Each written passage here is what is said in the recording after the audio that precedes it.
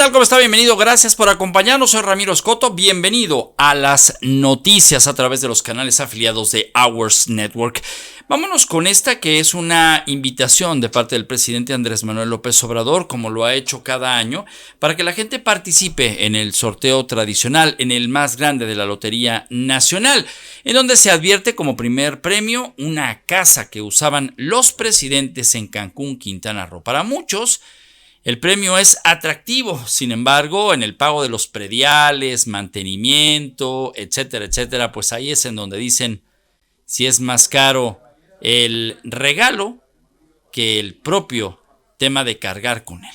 Se está rifando en la Lotería Nacional la casa de descanso de el presidente de antes, pues, o de los presidentes de antes, o la casa oficial de Cancún. Y lo que se obtenga es para la construcción de el hospital de Felipe Carrillo Puerto en Quintana Roo, que es la zona maya, donde estaba la antigua Chan Santa Cruz, donde resistieron los mayas. Entonces ahí se va a construir un hospital del IMSS Bienestar, y lo que se obtenga del sorteo es para eso. Entonces se compra el número, el billetito, se pueden sacar la casa y además se coopera, se ayuda, porque es una labor social importante. En el Senado de la República se exhibió lo que pudiera ser aprobado en breve y se trata de la Ley Silla, una justicia para quienes laboran de pie por periodos mayores a los de las 8 horas.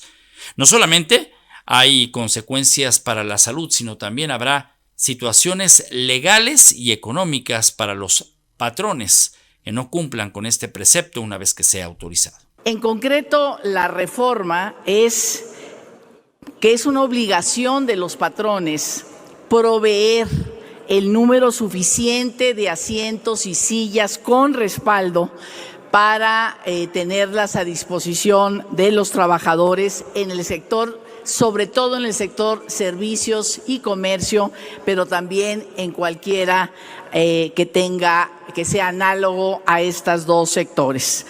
Tanto para la ejecución de las funciones como para el descanso periódico durante la jornada laboral, se tienen que tener ahí las sillas con respaldo suficientes.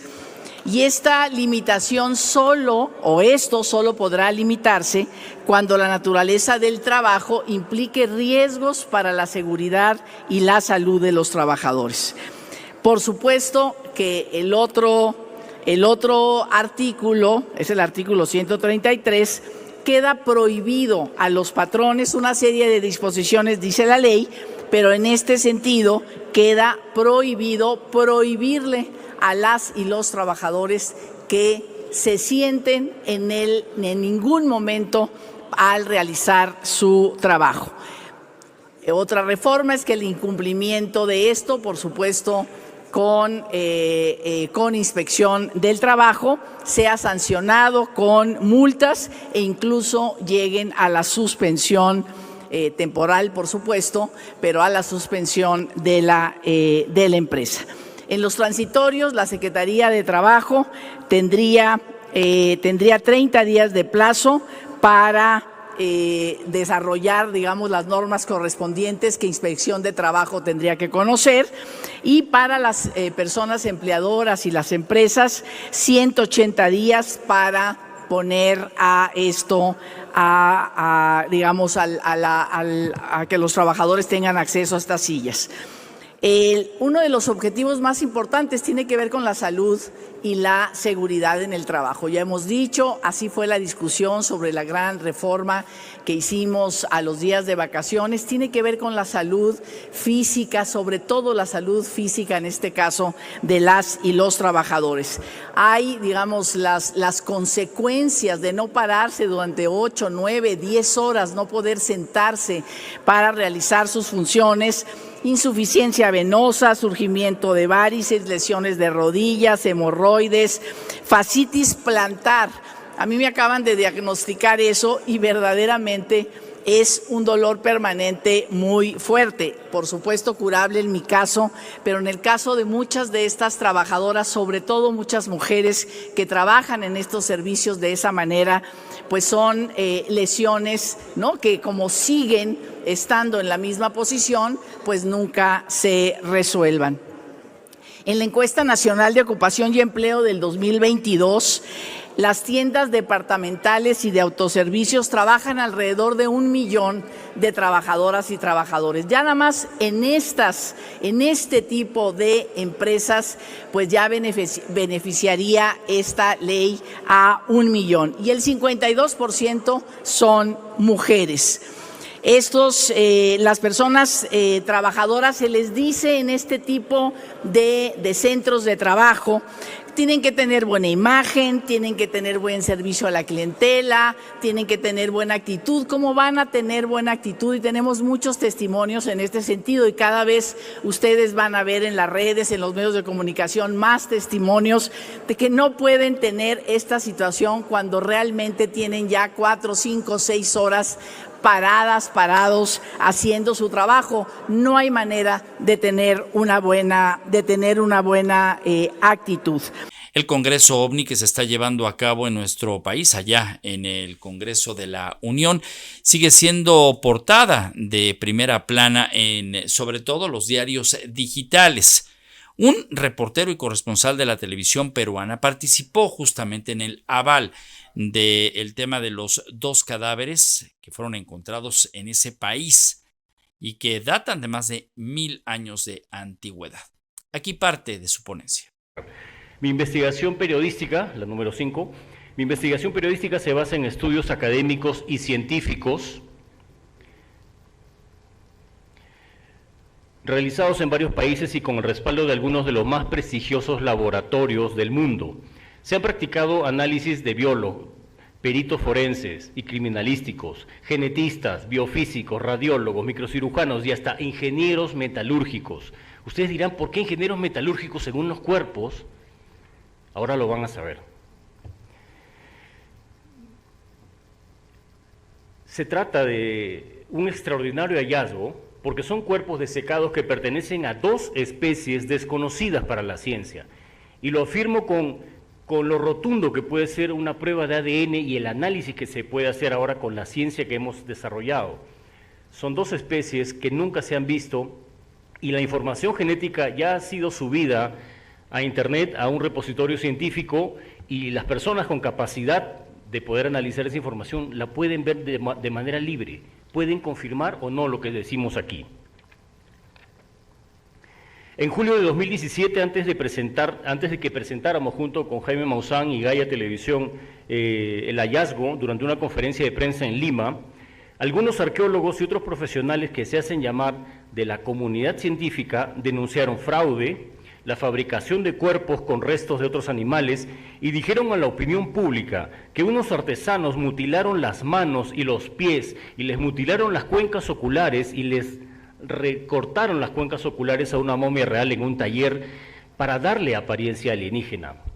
La prensa, obviamente, nuestros colegas, creyeron en ellos. ¿Por qué? Porque son los más importantes referentes de la arqueología quienes dijeron esto, científicos encumbrados en sus carreras. Fueron los que dijeron esto. Entonces, pero ¿saben cuántos análisis, cuántas tomas de muestras, cuántos estudios hicieron estos científicos y esta comunidad científica a estos cuerpos antes de hacer su diagnóstico? 0. Nada. En otros temas, en Marruecos se acaba el tiempo para tratar de encontrar personas con vida desde los escombros. luego del terremoto que azotó ese país el pasado sábado, en las primeras horas. En medio de réplicas, los rescatistas redoblan esfuerzos en Marruecos para ayudar a las aldeas de montaña devastadas por el terremoto, que mató a más de 2.900 personas. 5 días después del potente sismo, las esperanzas de encontrar sobrevivientes disminuyen.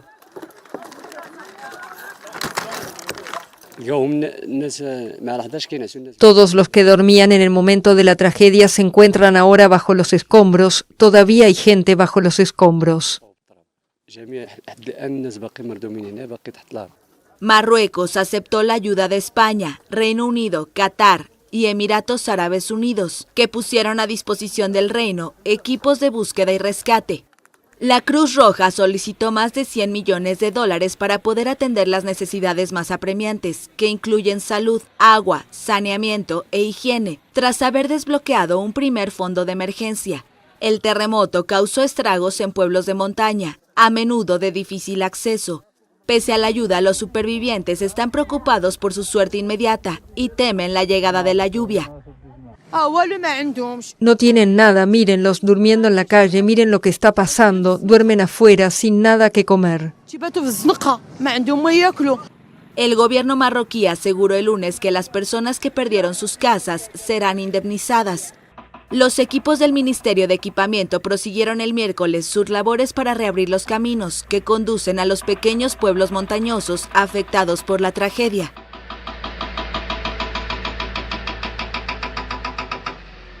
Vamos a la pausa y regresamos. Está usted en las noticias.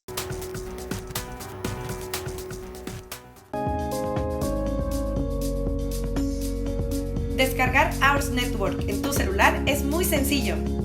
Ingresa a tu tienda de aplicaciones y busca Ours Network. Selecciona instalar y espera un momento para que se descargue.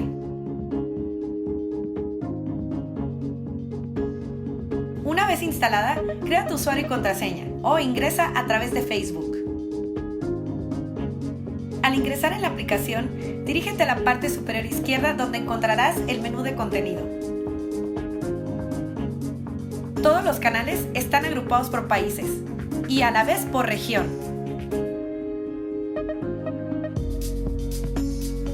Selecciona el de tu interés y escoge tus canales favoritos.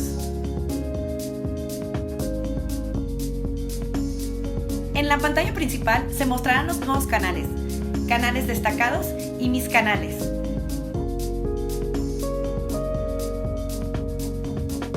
Donde aparecerá tu propia lista personalizada.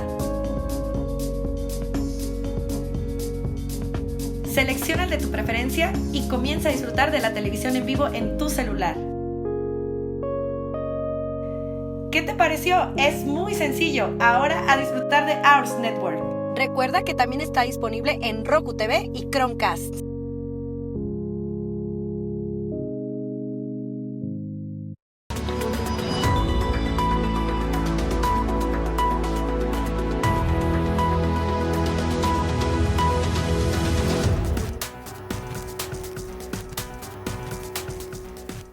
Lampedusa es una isla en Italia. Es para muchos la puerta de entrada como migrantes. En las últimas horas la policía no se ha dado abasto con contener a los miles que están ingresando por ese lugar para adentrarse a Europa.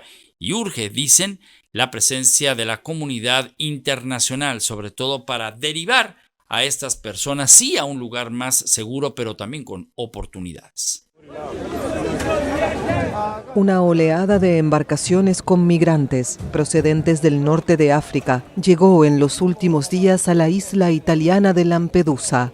El centro de acogida local, construido para recibir a menos de 400 personas, se vio desbordado por hombres, mujeres y niños que tuvieron que dormir a la intemperie.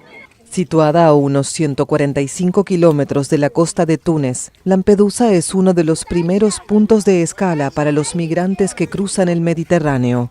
Durante años ha tenido problemas para hacer frente al número de inmigrantes que llegaban y las organizaciones humanitarias han denunciado falta de agua, alimentos y de atención médica. La Cruz Roja italiana se hizo cargo en junio prometiendo ofrecer una acogida más digna, pero esta semana admitió que estaba teniendo dificultades con el aumento de las llegadas, impulsadas por el buen tiempo de los últimos días. Más de 7.000 personas se encontraban en el punto de acceso el miércoles por la tarde, el equivalente a toda la población local. El Ministerio del Interior informó que más de 5.000 personas llegaron a Italia solo el martes. La mayoría son recogidos en embarcaciones precarias en el mar por los guardacostas, que los llevan al puerto de Lampedusa, pero muchos no llegan tan lejos. Según la Agencia de la ONU para las Migraciones, más de 2.000 personas han muerto este año cruzando entre el norte de África e Italia y Malta. En Libia continúan los esfuerzos para tratar de encontrar personas con vida luego de una impresionante e histórica inundación que ha causado miles de personas muertas. Esta es una animación, la que le presento, respecto al punto que hoy se encontró como la llamada Nueva Atlantis.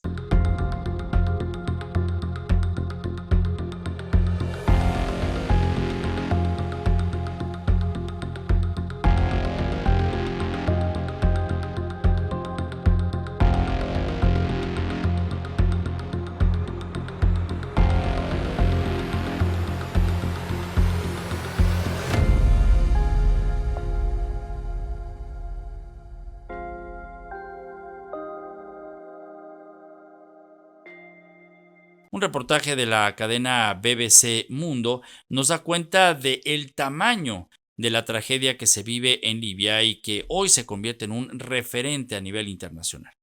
Calles inundadas, barrios completamente destruidos y miles de muertos. Estas son las imágenes de la tormenta Daniel por el este de Libia, que provocó devastadoras inundaciones y dejó una estela de muerte a su paso. Al menos 10.000 personas se encuentran desaparecidas. Las cifras de muertos también se cuentan por miles, sobre todo en la ciudad de Derna, la más afectada por las inundaciones. Y las tareas de rescate son especialmente complicadas en un país que se encuentra dividido de facto en dos desde 2011.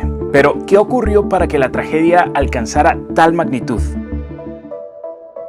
Esto que ven es la tormenta Daniel y cómo, tras dejar atrás Grecia, llegó a Libia el pasado 11 de septiembre, golpeando con tremenda dureza. Derna fue el lugar más afectado. Y de hecho, según declaraciones de Hichem Chihwat, el ministro de Aviación Civil y miembro del Comité de Emergencia del Este, el 25% de esta ciudad ha desaparecido. ¿Por qué tuvo esta tormenta este impacto tan grande? Algunos expertos apuntan a la temperatura del mar Mediterráneo. Durante este verano, las olas de calor han aumentado considerablemente la temperatura de sus aguas, lo que puede haber desencadenado la formación de una especie de ciclón tropical mediterráneo. Fue tal la intensidad que en apenas 24 horas, entre las 8 de la mañana del domingo día 10 y las 8 del lunes 11, en la ciudad libia de Al-Baida, cerca de Derna, se registraron 414 milímetros de lluvia. Para poner en perspectiva esa cifra, en la ciudad de Benghazi, la cantidad de agua que cae al año suele ser de 270 milímetros.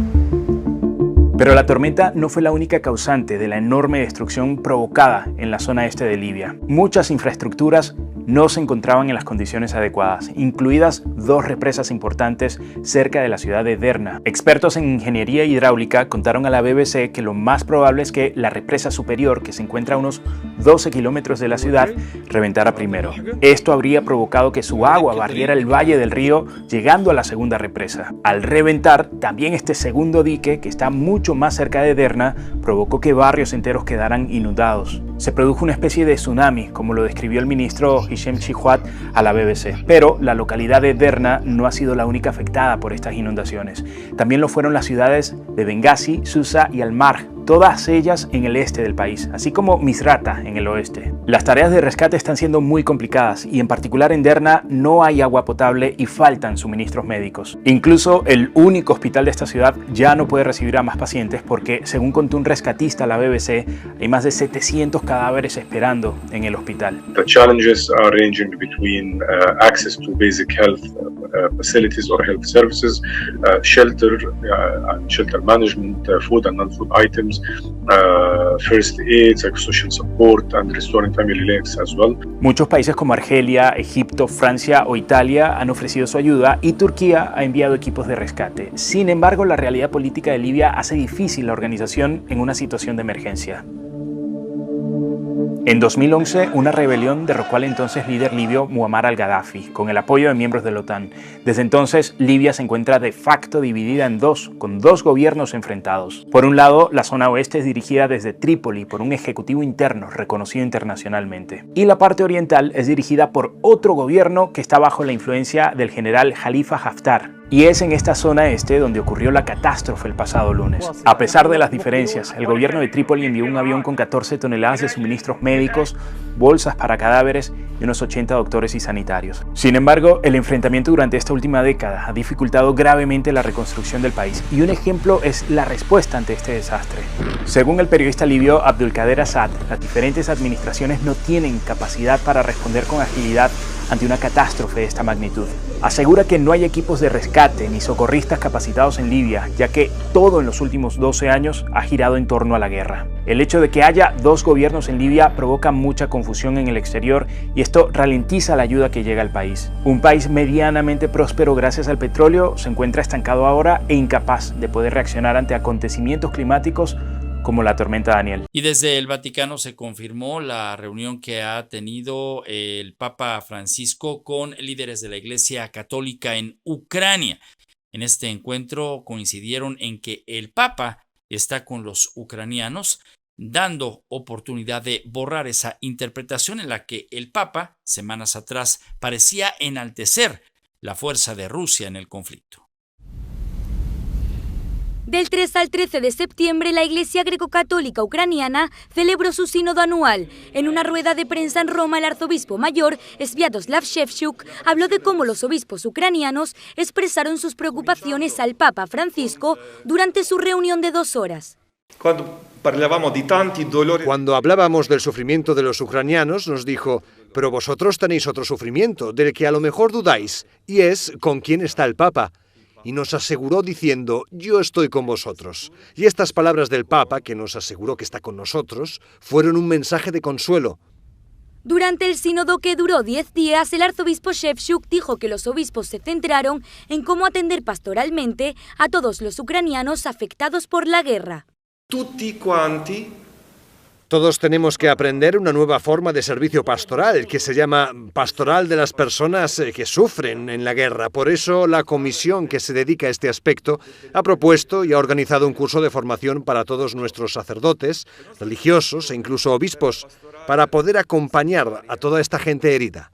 El primado señaló que los obispos no hablaron con Francisco de un futuro viaje a Ucrania. Sin embargo, Shevchuk sí que expresó la necesidad de que el Papa visite el país para poder comprender plenamente las heridas del pueblo ucraniano. Por otro lado, también subrayó el valor que tienen los esfuerzos de paz que está realizando el Vaticano con los viajes del cardenal Matteo Zuppi a diversos países.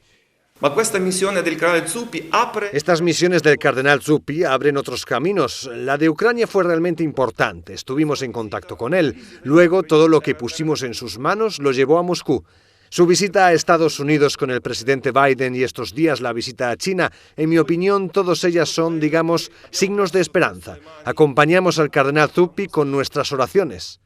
El sínodo reúne a los obispos greco-católicos ucranianos de todo el mundo para dialogar sobre temas que afectan a la Iglesia, además de ser una oportunidad para elegir a los nuevos prelados que servirán en las diferentes diócesis. Después de la pausa vamos a ir con don José Luis Ortiz para hablar acerca de la historia de la independencia en México. ¿Héroes o villanos quienes hoy están en esa historia? Al regresar.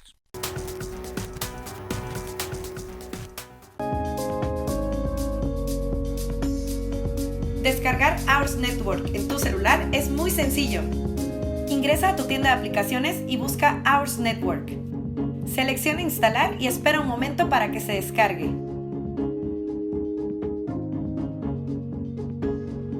Una vez instalada, crea tu usuario y contraseña o ingresa a través de Facebook.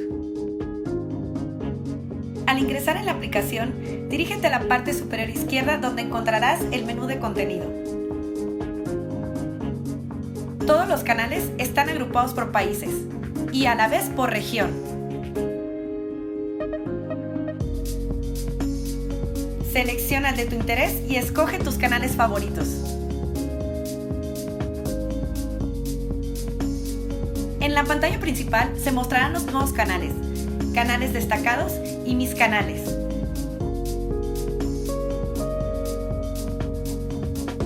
Donde aparecerá tu propia lista personalizada. Selecciona el de tu preferencia y comienza a disfrutar de la televisión en vivo en tu celular. ¿Qué te pareció? Es muy sencillo. Ahora a disfrutar de Ours Network. Recuerda que también está disponible en Roku TV y Chromecast.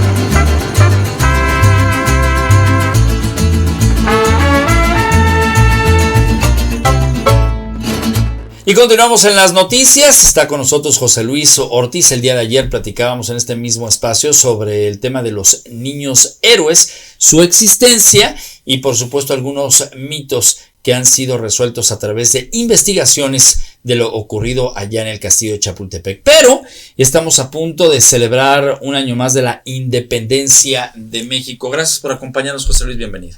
No, Ramiro, otra vez, muchas gracias por darle otros de válidos. Un placer estar en tu programa. ¿Hay algo que celebrar en el tema de la independencia? Porque hay muchos que en redes sociales dicen, México, nada que celebrar. Bueno, yo creo que tenemos mucho que celebrar. Nada más que las historias pues, tienen muchos vericuetos. Y yo creo que las historias están muy deformadas. Y una frase que tú mencionas mucho, que la historia pues las hacen los triunfadores. Pero fíjate qué curioso. Para mí el padre de la patria debería de ser Ignacio Allende, sin quitarle méritos a don Miguel Hidalgo. Allende ya tenía mucho tiempo peleando con esto. Bueno, hay versiones que dicen que la corregidora de Querétaro no conocía a don Miguel Hidalgo. Otros dicen que sí, que la corregidora se daba una vueltita a don Miguel a Querétaro, le gustaba mucho el chocolate con coñaquito y le gustaban las tertulias. Pero también las voces del viento en la historia dicen que el mensaje, porque acuérdate que descubren el evento en Querétaro. Yo creo que don Miguel, el esposo de la corregidora, estaba de acuerdo. Y ella manda un mensaje y le manda un mensaje a Allende. ¿Cómo eran estos mensajes? ¿Eran telegramas? No, yo creo que cuando mucho un papelito, el telégrafo creo que todavía todavía no funcionaba, más de que era el mensaje de voz o era el mensaje de algún papelito, ¿no? Sí, porque la historia habla de que esta clase de tecnologías de comunicación, partiendo justamente de un telegrama, pues no existían. Y bueno, por ahí había versiones que existían, no existía. El telégrafo lo mete don Porfirio Díaz. Es correcto. Y dicen que ella le manda un mensaje a don Ignacio Allende, porque, te repito, él andaba noviando también, que no me consta, andaba noviando con una sobrina de la corregidora. Entonces no encuentra él dicen que el mensaje no encuentra, el mensaje creo que era para 2 o para 3 gentes. No encuentra el primero y se fue con el segundo. Se fue con don Miguel Hidalgo, y es donde don Miguel Hidalgo el día 15 prácticamente empiezan a prepararse, y él a las 5 de la mañana en la parroquia de Atotonilco suenan las campanas, convoca a misa. Después de la misa desprende el estandarte de la Virgen de Guadalupe y se van a la rebelión. Pero lo curioso es que surgen las diferencias entre Hidalgo y Allende. Don Miguel Hidalgo, hay muchas voces también que dicen que él no andaba buscando la independencia. Acuérdate que Pepe Botello toma preso a Enrique VII en España, lo encarcela y él se nombra emperador. Y ellos dicen que don Miguel Hidalgo buscaba o gritaba a los 4 vientos que debería de haber un rey y que el rey lo sale. Son cosas sustentadas que cuando tú esculcas papeles te las vas encontrando. Lo único real y que sí debemos de honrar a don Miguel Hidalgo, pues él lo encabeza, él tuvo valor de encabezarlo, pero también a veces las soberbias. Y él nunca le quiso hacer caso en nada prácticamente a Miguel Hidalgo. Miguel Hidalgo que vemos en las pinturas de Orozco, el Miguel Hidalgo que fue personificado en una película, el Miguel Hidalgo de una novela escrita, era el verdadero Miguel Hidalgo. Bueno, acuérdate que no había, para empezar, no había fotografías. Tú atinadamente mencionas de una pintura. Dicen que la pintura de donde sacaron la figura o la forma de don Miguel Hidalgo es de su hermano menor de nombre Mariano. Entonces ahí prácticamente no tiene.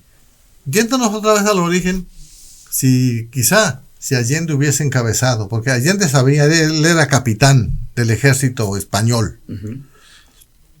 Si él hubiera encabezado los movimientos, hubiera tenido un poco de más entusiasmo. Inclusive después de que van ellos a Guanajuato, es donde se da la primera batalla grande que ganan, pero ahí se comete también la gran masacre de la Lóndida de Granaditas. Dicen que Allende se aferraba a que no los hubieran matado prácticamente, sobre todo a las familias, porque dentro, acuérdate también de otra fantasía, del Pípila, que nadie sabe quién fue Pípila, sacan un nombre que hasta con acta de nacimiento, pero nadie sabe realmente si fue el Pípila. Es práctico, él se pone una piedra laja, por decirlo, en la espalda, así lo pintan también en los libros de texto, como atinadamente lo mencionas. Él le prende fuego a la puerta de la Lóndida, que era prácticamente un granero prácticamente de los españoles, pero ahí se refugiaron gran parte de las familias, de las mejores familias que vivían en Guanajuato. Y ahí pues se cometió un terrible error. Otro terrible error que dicen las voces de viento de la historia: la Ciudad de México estaba prácticamente sola, desprotegida. Todas las fuerzas prácticamente las movieron para defender Guanajuato. Entonces dicen que Allende le rogaba que no vinieran a Guadalajara, que en lugar de venir a Guadalajara se fuesen a la Ciudad de México, que era la capital y donde estaba sentado el virrey. Entonces el amo Torres convence a Hidalgo, no sé si con mensajes o de viva voz. El amo Torres ya había tomado Guadalajara, entonces por eso optó, dicen, por venirse a la ciudad de Guadalajara en lugar de la Ciudad de México. Terrible error. México es prácticamente la sede del poder. Creo que hubiera sido más fructífero. Como el hubiese, no hubiera habido. Sí, claro. Pero ahorita hay que dejar muy claro que a Hidalgo no le tenemos que quitar sus méritos, pero también darle sus méritos a Allende y a los demás prácticamente. ¿Tú te acuerdas en las primarias? Pues primero era Hidalgo, Allende y hasta Iturbide entraba en la danza.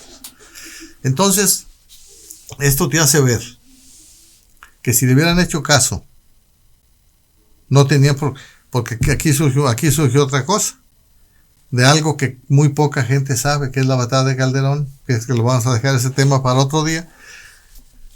Entonces ellos prácticamente se vienen a Guadalajara y se fortalecen.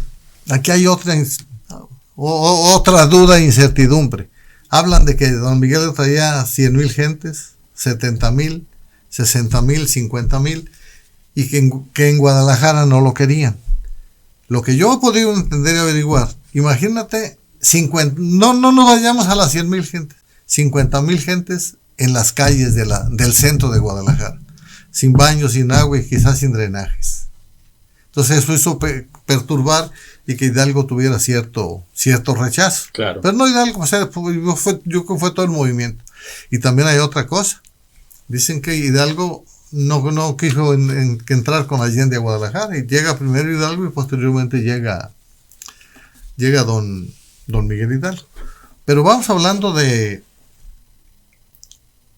dos jaliscienses muy importantes: don Pedro Moreno, que nace en la hacienda de la Daga en Lagos de Moreno, Santa María de los Lagos, y tu paisana Rita Pérez de Moreno, que para mí es la persona que sufrió más los horrores de la guerra de independencia. Pedro Moreno, comerciante, ya tenía contacto ya les estaba dando dinero y los ayudaba. Pedro Moreno tenía centavitos, Su padre tenía varias haciendas en la región de Los Altos, pero también doña Rita, Doña Rita era hija de grandes hacendados de tu pueblo, de San Juan de los Lagos. Pero a la muerte de Pedro Moreno, Rita ve morir a su hijo Pedro. Ahí lo matan en el rancho Los Granaditos. Y ahí toman presa a Rita. A doña Rita. Se la llevan a la prisión de León con un hijo en brazos y una niña. Y dicen que a la niña la mataron a golpes, una niña de 9, 8 años, y su hijo, el más pequeño, lo dejaron que muriera de hambre en la prisión. Ella dura en la prisión cerca de 5 o 6 años, hasta como el 22, ella sale presa y se regresa a vivir a Lagos de Moreno. Le confiscan todos sus bienes y de ahí se regresa y se viene, yo no sé, con sus familiares a San Juan. Pero repitiendo, yo creo que es la persona que más ha sufrido los horrores de la guerra de independencia. La historia no le hizo justicia. No le ha hecho justicia a la historia. Tiene una sola calle, una calle muy pequeña, ya por las 50 y tantos. Ahí está Rita Pérez. No hay... A don Pedro Moreno tiene una de las mejores calles de Guadalajara, pero también como que el mismo gobierno de Jalisco le ha hecho falta defender a sus héroes, defender a sus mártires, engrandecer a sus mártires, que fueron quienes le dieron forma prácticamente a este país. Yo quiero preguntarte algo, porque también estás inmerso en la política. ¿Te gusta la política? ¿Crees que los que nos representan en la Cámara de Diputados como regidores conocen realmente a los personajes que hicieron independencia en el país como para poderlos honrar después de muchos años, pero sí generando, y no solamente hablo de Rita o del propio Pedro Moreno, sino de otros, realmente lo que tiene que ser? Porque también, ya lo hablamos, ¿no? Miguel Hidalgo, muchas luces y sombras, como dices tú. Fíjate que la política sí me gusta, pero nunca la he entendido. Yo creo que ha hecho falta. No hay palabra ni acto que pueda fortalecer o esclarecer, porque de una forma o de otra la historia la han formado siempre los triunfadores. Y en este momento, pues doña Rita y Pedro perdieron, por decir algo, ¿no? Sin embargo, yo quiero... Es que los bebés, o sea, tanto el bebé de brazos como la niña, fueron mártires, de alguna manera, claro, de este asunto, ¿no? Sí. Imagínate ver morir a un hijo de hambre, Ramiro. A ver. Un niño de brazos. Y ver, bueno, Pedro ya tenía más de 15 años. Hay una confusión porque dicen que por qué Pedro se las llevó. Porque Pedro se lleva a toda la familia. Inclusive en el acto donde prácticamente son derrotados ahí en Lagos de Moreno, en el cerro. Ella anduvo de soldadera, ella anduvo de curandera, ella anduvo de cocinera, al lado de Pedro, pero ayudaban y participaban en todo, ¿no? Entonces esa es la duda de que por qué, qué andaba haciendo doña Rita con sus hijos. Entonces dicen que Pedro fue muy claro, inclusive habló con los papás de ella y con los mismos de sus papás. El papá de Pedro le decía que se pusiera en paz, que se iba a meter en muchos problemas a su familia. Entonces por ese motivo ellos se fueron a formar parte de las fuerzas insurgentes mexicanas. Y tu pregunta es interesante. Yo creo que debemos de fortalecer más y darle su lugar. Se está perdiendo prácticamente toda la historia de todos los peregrinos. Del 13 pues va a haber un acto que se va a olvidar porque también el día 14 es el día del charro. Entonces al siguiente día se acaba ya el evento y ya sigue festejando el charro.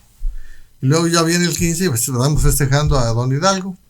Pero se acaba lo de don Hidalgo, lo de don Allende, lo de Abasolo, lo de Javier Mina. Fíjate que Pedro Moreno fue asistente de Javier Mina. Pedro Morillo ya tenía contacto con eso en el lago, él les ayudaba con centavos, inclusive con caballos, y se fue de asistente general de Javier Mina a la lucha de independencia. Pero hay otro tema que no sé si vale la pena que lo toquemos, donde prácticamente está todo el mundo olvidado, que es la batalla del puente de Calderón. De eso hablamos mañana. Correctísimo. Parece? Tú eres el dueño del programa, yo soy tu amigo, yo me adapto a lo que tú me digas. Mañana vamos a seguir platicando sobre este asunto, pues tratando de entender qué es lo que estamos celebrando en estos días patrios aquí en México. Pausa y regresamos. Está usted en las noticias.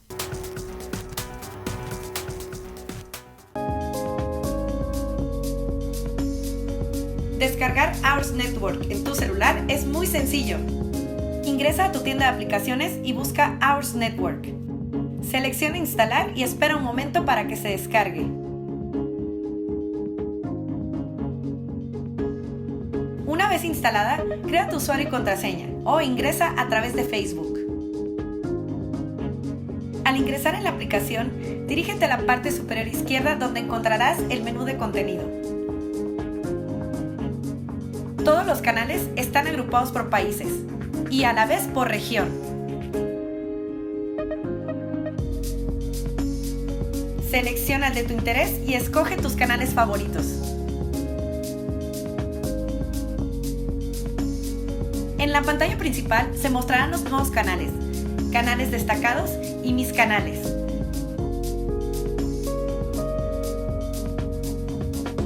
Donde aparecerá tu propia lista personalizada. Selecciona el de tu preferencia y comienza a disfrutar de la televisión en vivo en tu celular. ¿Qué te pareció? Es muy sencillo. Ahora a disfrutar de Ours Network. Recuerda que también está disponible en Roku TV y Chromecast.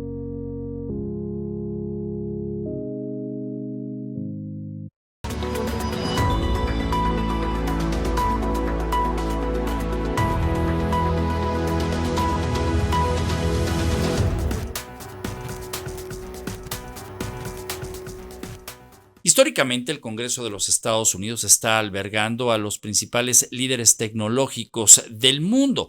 Ahí se está hablando acerca de la urgente regulación que debe tener la inteligencia artificial. Un encuentro sin precedentes en el Congreso de Estados Unidos para abordar el tema de la inteligencia artificial y la necesidad de una reglamentación de esta tecnología fascinante y al mismo tiempo peligrosa. Así acordaron este miércoles a puerta cerrada senadores y empresarios de la tecnología de Estados Unidos, incluyendo a Elon Musk, dueño de Tesla, Bill Gates, fundador de Microsoft, y Mark Zuckerberg de Facebook. Todos al final estuvieron de acuerdo en que son urgentes algunas salvaguardas para mitigar los posibles riesgos. Creo que es importante, por razones similares, tener un regulador al que se pueda considerar como un árbitro para garantizar que las empresas tomen medidas que sean seguras y en interés del público en general. Los senadores elogiaron la celebración del encuentro, pero admitieron la dificultad de crear una legislación sobre la inteligencia artificial.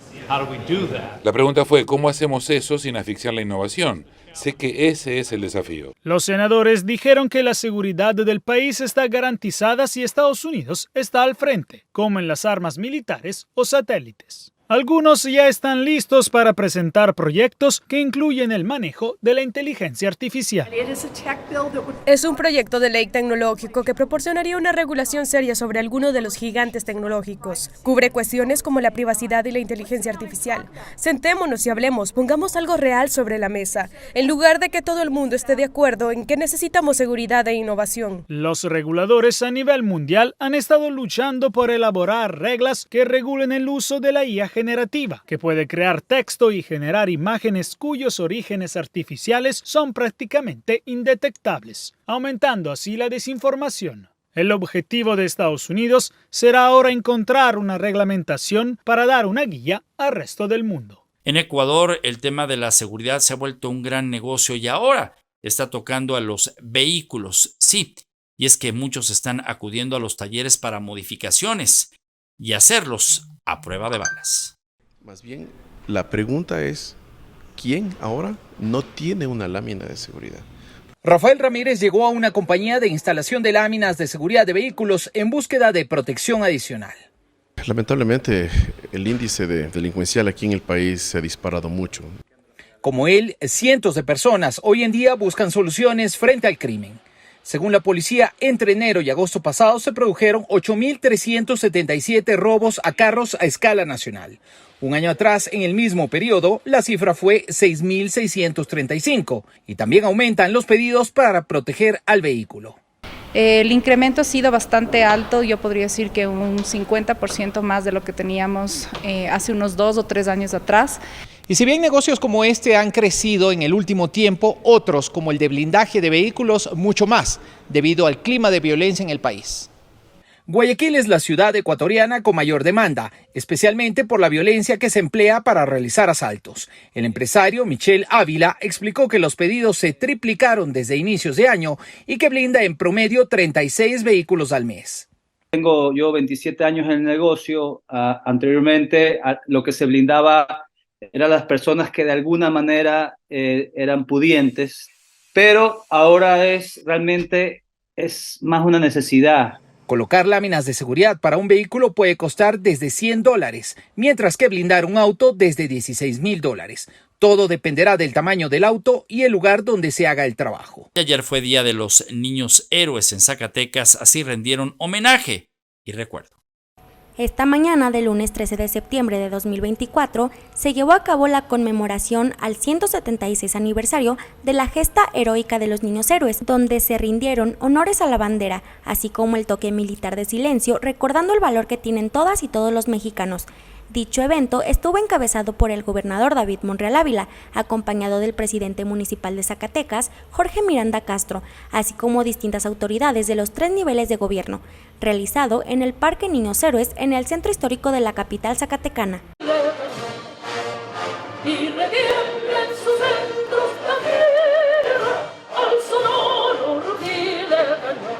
La batalla de Chapultepec, en la cual participaron los niños héroes, es un acontecimiento histórico registrado el 13 de septiembre de 1847.